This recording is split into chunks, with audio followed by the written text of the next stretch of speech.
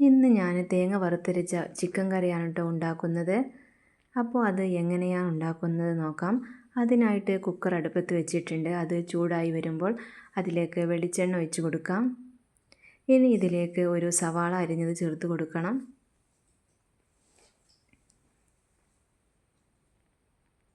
ഇനി ഇത് നന്നായിട്ടൊന്ന് വഴറ്റി കൊടുക്കാം. ഇനി ഇതിലേക്ക് 2 തക്കാളി അരിഞ്ഞത് ചേർത്ത് കൊടുക്കാം. ഇനി 2 പച്ചമുളക്, ഇഞ്ചി വെളുത്തുള്ളി പേസ്റ്റ് എന്നിവ കൂടി ചേർത്ത് നന്നായിട്ടൊന്ന് വഴറ്റി കൊടുക്കണം. ഉള്ളിയും തക്കാളിയും ഒക്കെ നന്നായിട്ടൊന്ന് വെന്ത് വരട്ടെ.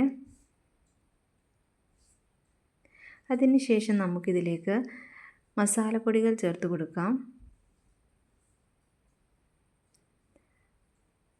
കുറച്ച് മഞ്ഞൾപ്പൊടി, മല്ലിപ്പൊടി, ഗരം മസാലപ്പൊടി, കുറച്ച് മുളക് പൊടി, കുറച്ച് ചിക്കൻ മസാല എന്നിവ കൂടി ചേർത്ത് നന്നായിട്ടൊന്ന് ഇളക്കി കൊടുക്കാം.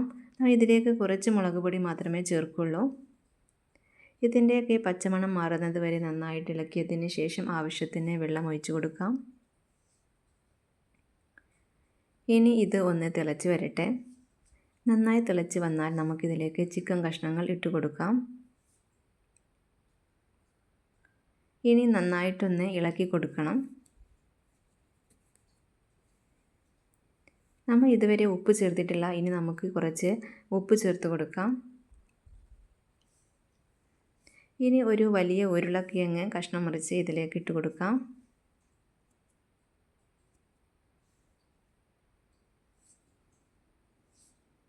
കുറച്ച് കറിവേപ്പില, മല്ലിച്ചപ്പ് എന്നിവ കൂടി ചേർത്ത് നന്നായിട്ട് ഇളക്കി കൊടുക്കണം.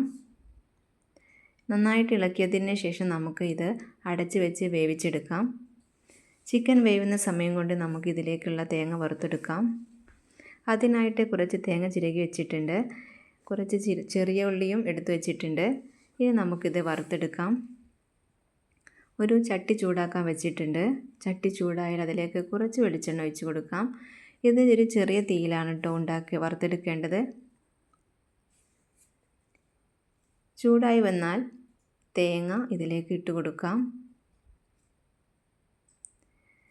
ഇനി കുറച്ച് മഞ്ഞൾപ്പൊടി, കറിവേപ്പില, വലിയ ജീരകം എന്നിവ ഇട്ട് നന്നായിട്ട് ഇളക്കി കൊടുക്കാം. അടിയിൽ പിടിക്കാതെ നോക്കണം. ഇത് നല്ല മൊരിഞ്ഞ് വരുന്നത് വരെ നന്നായിട്ടൊന്ന് ഇളക്കി കൊടുക്കാം. മൊരിഞ്ഞ് വന്നാൽ ഓഫ് ചെയ്ത് തണുത്തതിന് ശേഷം കുറച്ച് വെള്ളവും ചേർത്ത് നന്നായിട്ടൊന്ന് അരച്ചെടുക്കാം. നല്ല പോലെ അരച്ചെടുക്കണം. അപ്പോൾ 3 വിസിലിന് ശേഷം ചിക്കനൊക്കെ വെന്ത് വന്നിട്ടുണ്ട്. ഇനി നമുക്കിതിലേക്ക് അരപ്പ് ചേർത്ത് കൊടുക്കാം. അരപ്പ് ചേർത്ത് കൊടുത്ത് നന്നായിട്ടൊന്ന് മിക്സ് ചെയ്തെടുക്കണം. ഇനി ഇത് ഒന്ന് തിളപ്പിച്ചെടുക്കണം.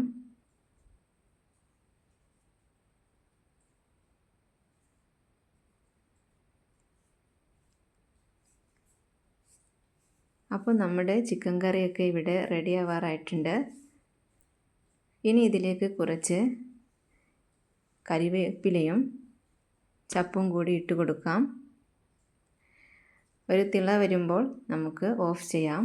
അപ്പോൾ നമ്മുടെ ചിക്കൻ കറിയൊക്കെ റെഡി ആയിട്ടുണ്ട്. പത്തിരി, ചപ്പാത്തി, പൊറോട്ട, നൂൽപുട്ട് എന്നിവയുടെ കൂടെയൊക്കെ നല്ലൊരു കോമ്പിനേഷനാണിത്. അപ്പോൾ എല്ലാവരും ഇതുപോലെ ഉണ്ടാക്കി നോക്കണം. ഇഷ്ടപ്പെട്ടാൽ സബ്സ്ക്രൈബ് ചെയ്യണം, സപ്പോർട്ട് ചെയ്യണം. അപ്പോൾ അടുത്തൊരു വീഡിയോയിൽ കാണാം.